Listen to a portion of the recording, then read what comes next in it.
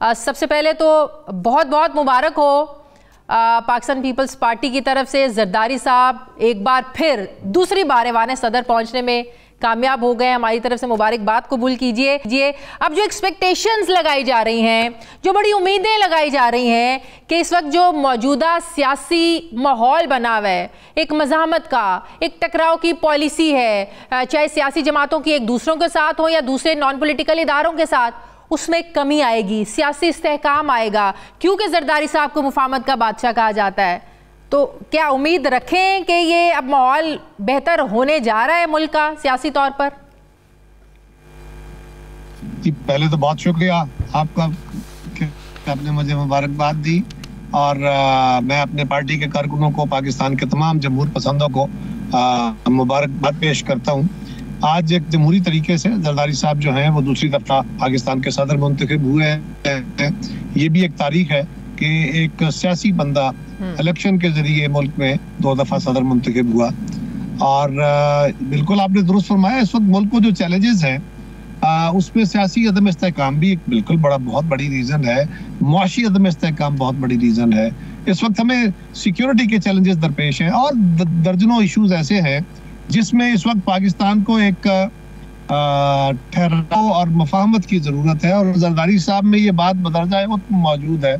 याद कीजिए 2008 में जब हमारी हुकूमत आई थी, सिक्योरिटी सिचुएशन क्या थी, इकोनॉमिक सिचुएशन क्या थी, और उस वक्त भी हम एक माइनॉरिटी हुकूमत थे, यानी हमारे पास अपनी वोट मुकम्मल नहीं थे। पहले हमने नून लीग के साथ हुकूमत बनाई, वो अलग हो गए, काफ लीग के साथ बनाई, MKM को साथ मिलाया।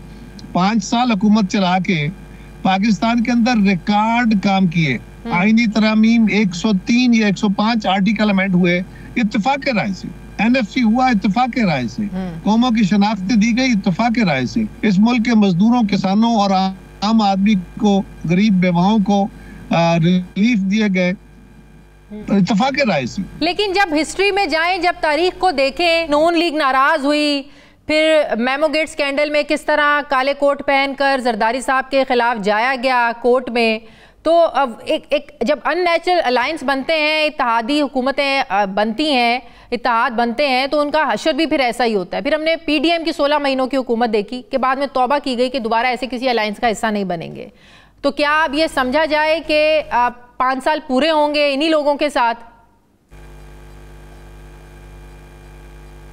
कि मुस्लिम लीग की गवर्नमेंट है और जो साथ जमात की ये ख्वाहिश नहीं होती हम इत्तेहाद की हुकूमतें बनाए, अलायंस बनाए। कोई जमात नहीं चाहती, हर जमात चाहती है उसको अक्सरियत मिले और वो खुद ही अपनी हुकूमत बनाए। आज मुल्क के अंदर जो हालात हैं इस वक्त, ये अलायंस नाम बना तो क्या होता, इससे पहले भी हमने वो अलायंस नाकामयाब ऐसी भी हुआ, इस इत्तेहाद को नहीं बनाते और PTI वैसे अलग बैठी हुई है या सुन्नी तहरीक, उसके बाद मुल्क में क्या होता, इस्तेहकाम होता, कोई बेहतरी होती, कोई नेचुरल अलायंस का रास्ता है जिसको हम अडॉप्ट करके तो आगे बढ़ सकते हो, वो कर लेते हैं।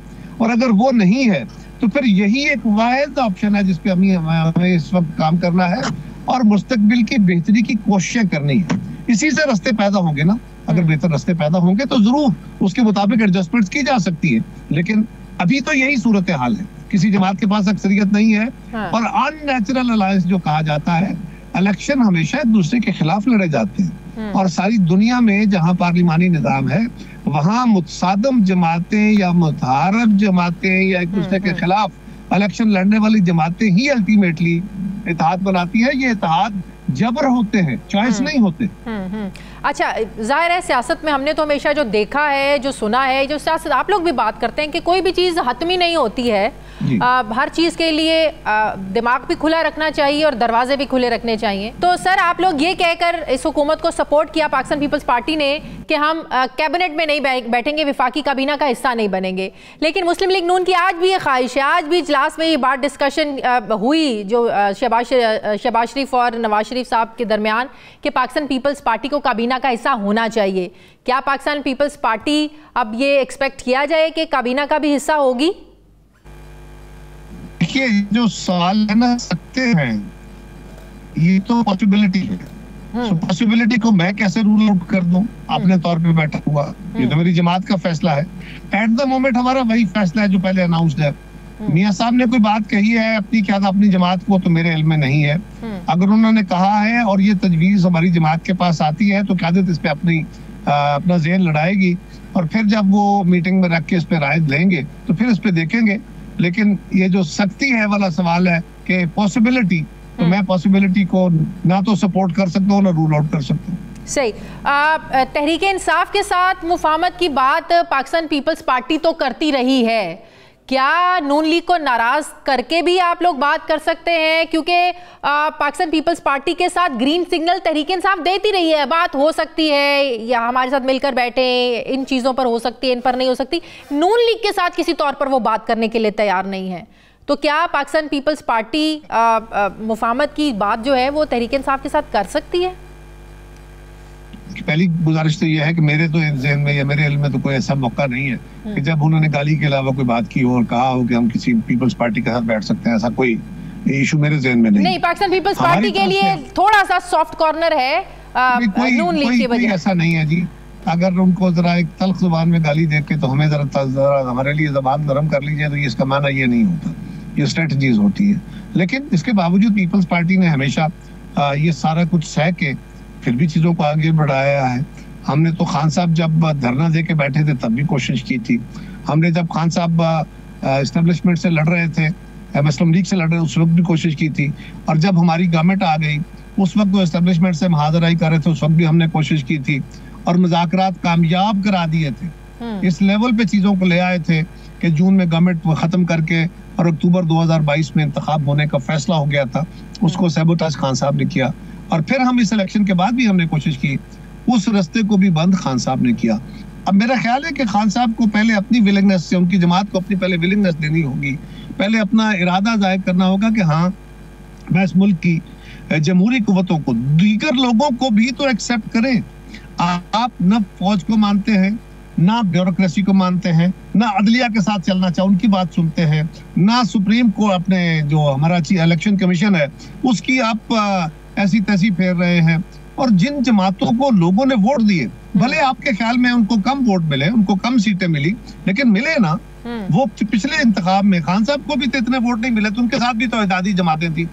अगर आपका रवैया ये हो कि मैं इन लोगों के साथ नहीं मिलूंगा, तो क्या वो हिंदुस्तान के नुमाइंदे हैं? क्या वो हिंदुस्तान की जमातें हैं? ये रवैया ना तो इंसानी लेवल पे अच्छा है, ना सियासी लेवल पे अच्छा है, या कौमी लेवल पे अच्छा है।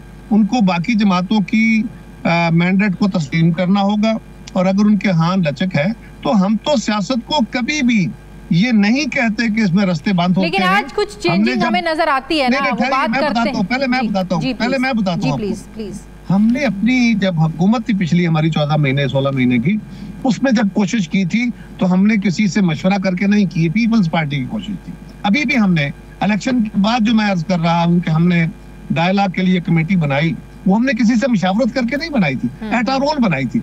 लेकिन अब हम बाकी दोस्तों को भी राजी कर लेते हैं, लेकिन ये तो अब किसी तरफ बाकी लोगों को तस्लीम करके आगे बढ़ने का रास्ता तो पैदा किया जाए।